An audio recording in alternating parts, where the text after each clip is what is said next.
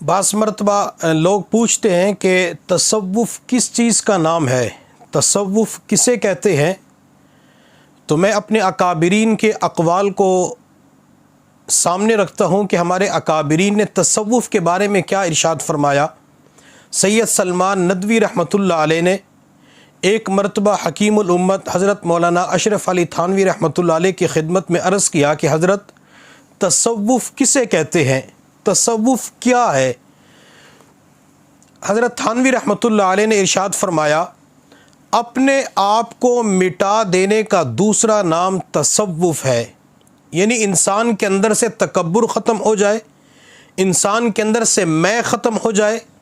انسان کے اندر عاجزی تواضع پیدا ہو جائے، تو یہ تصوف ہوتا ہے۔ یعنی تصوف جب انسان کسی اللہ والے کے ہاتھ پہ بیعت کر لیتا ہے، اللہ تعالیٰ مرید ہونے کے بعد تصوف و سلوک کے راستے پہ چلنے کے بعد انسان کے اندر سے تکبر، عجب، خود پسندی کے امراض کو ختم فرما دیتے ہیں۔ شیخ الحدیث حضرت مولانا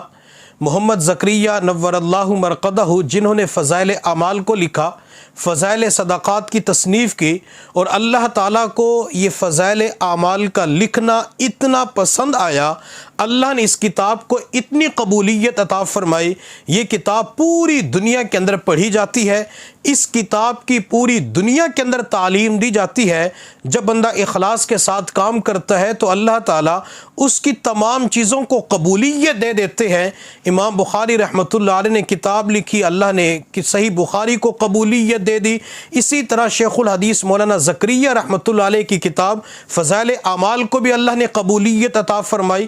تو شیخ الحدیث مولانا زکریا رحمۃ اللہ علیہ سے کسی نے پوچھا، حضرت یہ تصوف کیا ہے؟ تو شیخ الحدیث مولانا زکریا رحمۃ اللہ علیہ نے فرمایا،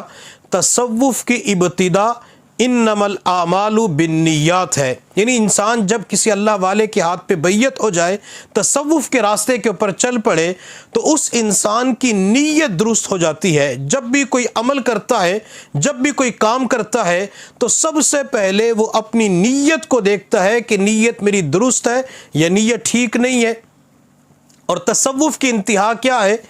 ان تعبد اللہ کانک تراہ فإن لم تکن تراہ فإنہ یراک، کہ انسان اللہ تعالیٰ کی عبادت ایسے کرے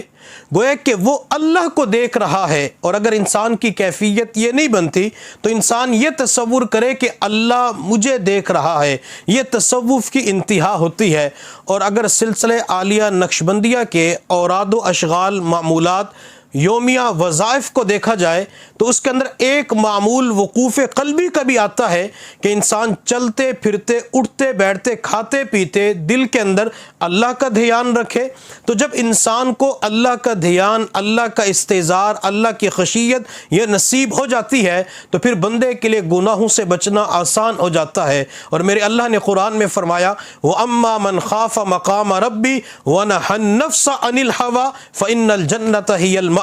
جو اپنے رب کے سامنے کھڑا ہونے سے ڈرا اور اپنی خواہشات کو، اپنے نفس کو غلط چیزوں سے روک لیا، یعنی اپنے آپ کو گناہوں سے بچا لیا، تو اس بندے کا ٹھکانہ جنت کے اندر ہے۔ اور اسی طرح حضرت تھانوی رحمۃ اللہ علیہ سے کسی نے پوچھا کہ حضرت یہ تصوف کیا ہے؟ حضرت تھانوی رحمۃ اللہ علیہ نے ایک جواب تو سید سلمان ندوی رحمۃ اللہ علیہ کو دیا تھا، اسی طرح ایک جواب کسی اور کو بھی دیا ہے کہ تصوف کا مقصد یہ ہے انسان کی زندگی سے گناہوں کا کھوٹ نکل جائے، یعنی انسان کی زندگی سے گناہ نکل جائے، انسان نیک اعمال کی زندگی گزارے، انسان گناہوں سے اپنے آپ کو بچا کے رکھے۔ جب انسان کی زندگی سے گناہوں کا کھوٹ نکل جاتا ہے تو پھر اللہ تعالیٰ اس بندے کو اپنے قریب کر لیتے ہیں، اللہ تعالیٰ اسے اپنی محبت عطا فرما دیتے ہیں۔ اس لیے یہ اشعار شعر جو ہے اللہ والے پڑھا کرتے تھے، ہمیں بھی یہ شعر پڑھنا چاہیے، غم حیات کے سائے محیط نہ کرنا، کسی غریب کو دل کا غریب نہ کرنا، میں امتحان کے قابل نہیں میرے مولا، مجھے گناہ کا موقع نصیب نہ کرنا۔ یہ اشعار بھی ہے، دعا بھی ہے کہ اللہ مجھے اس موقع سے محفوظ فرما جہاں پہ گناہ ہو جاتے ہیں، اللہ جس قدم پہ گناہ ہوتے ہیں اس قدم سے محفوظ فرما،